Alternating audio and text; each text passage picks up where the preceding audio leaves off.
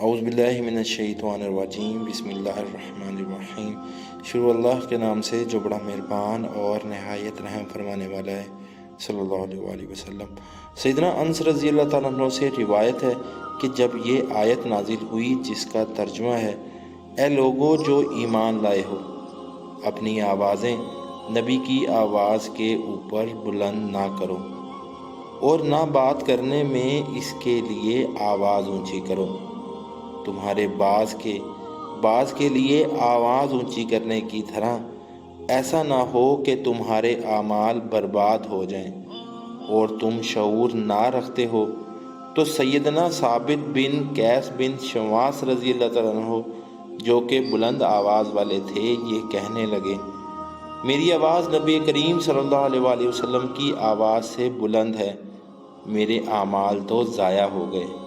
میں تو دوزخی ہوا یہ سوچ کر اور غمگین ہو کر گھر میں بیٹھ گئے۔ نبی کریم صلی اللہ علیہ وآلہ وسلم نے ان کو گم پا کر ان کے بارے میں پوچھا۔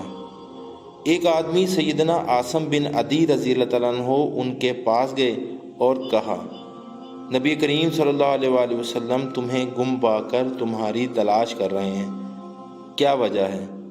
کہنے لگے، میں وہ ہوں کہ میری آواز نبی کریم صلی اللہ علیہ وآلہ وسلم کی آواز سے بلند ہے، میں اس بلند آوازی کی وجہ سے دوزخی ہوا، میرے تو تمام اعمال ضائع ہو گئے۔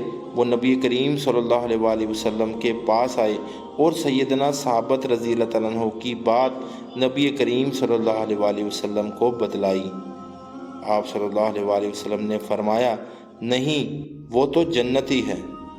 سیدنا انس رضی اللہ تعالیٰ عنہ کہتے ہیں، سیدنا ثابت رضی اللہ تعالیٰ عنہ کے متعلق ہمارا یہی خیال تھا کہ وہ ہمارے درمیان چلتے تو تھے لیکن ہم یہی سمجھتے تھے کہ وہ جنتی ہیں۔